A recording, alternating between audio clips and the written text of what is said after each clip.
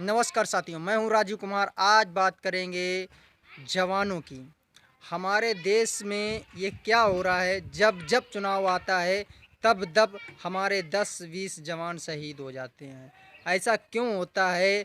और ये सरकार जब चुनाव होता है तो जवानों के ऊपर ही वोट मांगती है। ऐसा क्या होता है जो कि हमारे देश में जो हमारे रक्षा मंत्री थे और उन्होंने जब बोला कि सबूत हमारे बेडरूम में पड़े हैं तो रहस्यमयी उनकी मौत हो जाती है साथियों। और ऐसा क्या होता है जब यूपी का चुनाव हुआ तो 40 जवान हमारे शहीद हो गए।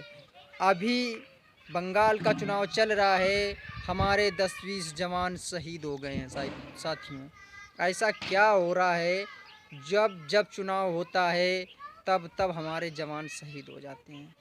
ये क्या होता है? जब चुनाव होता है तभी हमला होता है और तभी शहीद होते हैं हमारे जवान साथियों। और ऐसा ये वैक्सीन वैक्सीन नहीं बनती और वैक्सीन नहीं बनती देशों में, विदेशों में बेची जा रही, देशों में वैक्सीन नहीं दी जा रही। ये क्या हो रहा है देश में? किस ओर लेके जा रहे देश को हम? साथियों, सभी लोग राय दीजिएगा और सोचिएगा। जिस पे ये राजनीति करते हैं और देश को गुमराह करते हैं, देश को गुमराह करते हैं। ऐसा क्यों करते हैं? क्योंकि ये मुद्दे भटका सकें, जिससे मुद्दे ये भटक सकें। ऐसा मेरे ये नहीं समझ में आता है, ऐसा जब चुनाव के पीरियड में ही क्यों होता है?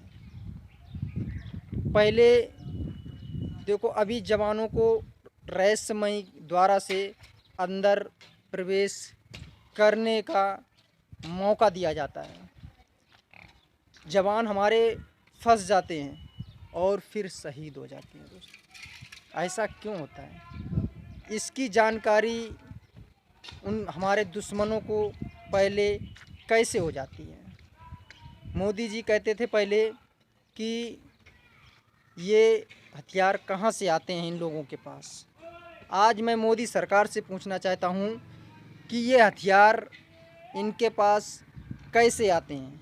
सरकार में मोदी सरकार है, ये वादा करके आई थी कि इनके पास हथियार बारूद कहाँ से आता है। तो मैं फिर से पूछना चाहता हूँ मोदी सरकार, आप बताइए इनके पास बारूद हथियार कहाँ से आ जाते हैं?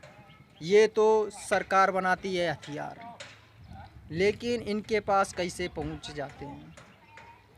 इसका जवाब सरकार को देना पड़ेगा, नहीं तो ये धोखा देती है जनता को, गुमराह करती है जनता को, बरगलाने का काम करती है और अपना सिक्का सीधा करती है। और करोड़ों रुपए, करोड़ों अरबों रुपए उसमें चुनाव में खर्च करती है सरकार, लेकिन कारखाने क्यों नहीं बढ़ाती वैक्सीन के, जो लोगों को राहत मिल सके। और सरकार, लोग कहते हैं सरकार को भी नुकसान होता है लॉकडाउन से, तो हमको बताओ किस प्रकार से लॉकडाउन में सरकार को नुकसान होता है? ये सरकार को नुकसान नहीं होता है, नुकसान होता है तो हमारे देश का होता है। हमारे काम नहीं होते हैं, हमारे रोड बिगड़ जाते हैं, हमारे हमारे जो काम होने चाहिए वो काम रुक जाते हैं। तो ये नुकसान हमारे देश का है, ना कि ये सरकार है। सरकार चालबाज है, चाल से आती है सरकार, बनती है चाल से ही बेवकूफ़ बनाती है। और यूपी सरकार, योगी आदित्यनाथ भाषणों में गाली सरीके शब्द बोलती है। कहाँ तक ठीक है? ये देश किस ओर लेके जा रहे हैं? साथियों, बताइएगा हमको और हमको राय दीजिएगा, ताकि ऐसी बातें और रख सकें और आप लोगों को जागरूक कर सकें। और देश को अब की बार इस प्रकार से चुनना है जो कि देश अच्छी राह पे चले, ना कि भटके। देश बहुत भटका, देश को बचाना है और ये विचारधारा को जो हमने चुना था, हमने